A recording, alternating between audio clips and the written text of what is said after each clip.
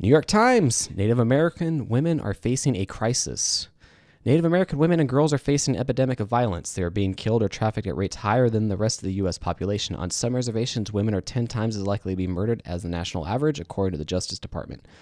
Some simply disappear, presumably forced into sex trafficking.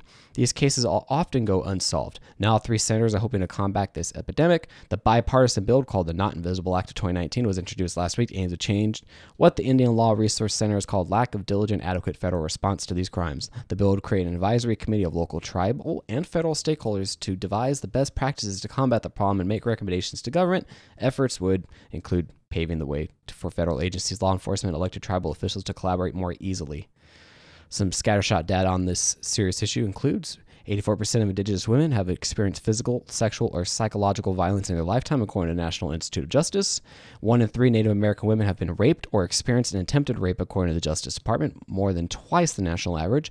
13% of sexual assaults reported by Native American women result in arrest, according to the Justice Department, compared to with 35% for black women and 32% for white women. 506 Indigenous women and girls who have disappeared or been killed in 71 urban American cities in 2016, according to a November report by Urban Indian Health Institute. 2016, 5,712 Indigenous women and girls were reported missing, but only 116 were logged by the U.S. Department of Justice's Federal Missing Persons Database, according to the National Crime Information Center. That was a lot to say.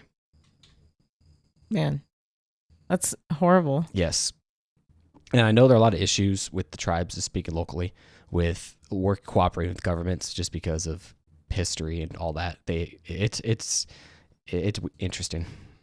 There's that yeah. I mean, the women too, we need to come together and support each other. Yes. This going missing and yeah, this is horrible. This sex trafficking seems to be more and more prevalent. Something we're going to be looking into. Yeah, we definitely need stay to safe and healthy perspective. Look more into this and figure out what's causing it, and just support one another as women. Yes, and people allies. We all unite. Yes, please. Forbes, FemBeat, is vaginal health still a taboo in business? The word vagina is either medicalized or sexualized in today's world, and it's certainly not a popular term in Silicon Valley. Yet, startups in the femtech space are starting to use it more openly in their pitches and marketing outreach. While women are often deemed hysterical and irrational, it seems like it's more the men who need some hormonal adjustment, according to the writer. These testosterone-filled VCs who happen to handle hundreds of millions of dollars in committed capital are known for their dislike of the word vagina, making it harder for female-first startups to raise money. VCs aren't the only ones shying away from the word. However, tech giants like Facebook also shown an inherent bias when it comes to their ad policies. As an example, the writer did a little experiment. Femtech brands had their ads banned and removed for using the word related to vagina, vaginal, vaginosis, mucus, while ads using terms sperm and condoms were left untouched, says the writer. Great, interesting piece. Why are people so afraid of the word vagina? I have no idea. I don't understand that. That's one of our goals on Healthy Talk Show. Bring it back. But another interesting thing too is there is a market for these products, because they mentioned how on Kickstarter they were able to raise lots of money, and lots of the female-led campaigns have been very successful on there. Yep. So why aren't these venture capitalists acknowledging that there's a market? That is the question. I'm sorry, I'm looking for a clip that I forgot to put in. Oh, no worries. And I don't have it. Dang it. I'm very upset about this. It was about the South Korea thing. It's okay. Yeah. We're rolling. The only other thing that I was disappointed about was they had vagina shirts with their, I think, $40. That's very expensive. We all need vagina shirts. But not for that much money. CNN. South Korea to legalize abortion after 66-year ban. I had a clip, but I lost it. South Korea's 66-year abortion ban must be lifted by the end of 2020. The country's constitutional court ruled Thursday. 7 out of 9 judges ruled that outlawing abortion was unconstitutional. Votes from 6 judges were needed to overturn the ban.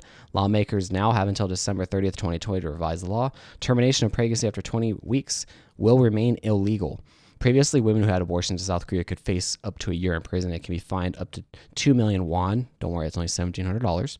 While doctors or healthcare workers who help terminate pregnancy could be jailed for up to 2 years. Oh, sheesh. Wow. So that's good. South Korea, finally, Yeah. So something else I didn't realize that South Korea also had government campaigns to reduce the number of children per household. Ooh, I guess similar to the China's policies. I think. Oh, that's not a good idea. Yeah, but same with the Chinese, the South Korean culture, they favor the males, so the female Yes. children were getting aborted secretly. So some issues there. Yes. But that's good in terms of female reproductive rights. So vagina. Absolutely. Vagina rights, right? Is that what Vagina rights. That's what we got to start saying. We got to normalize vagina. Oh, no. HealthyTalkShow.com/support. Help us normalize vagina. Thank you so much for watching. For more content like this, please check out our podcast over at HealthyTalkShow.com/subscribe. We're live Mondays at 8 p.m. Pacific Standard Time over at HealthyTalkShow.com/live. Love and light.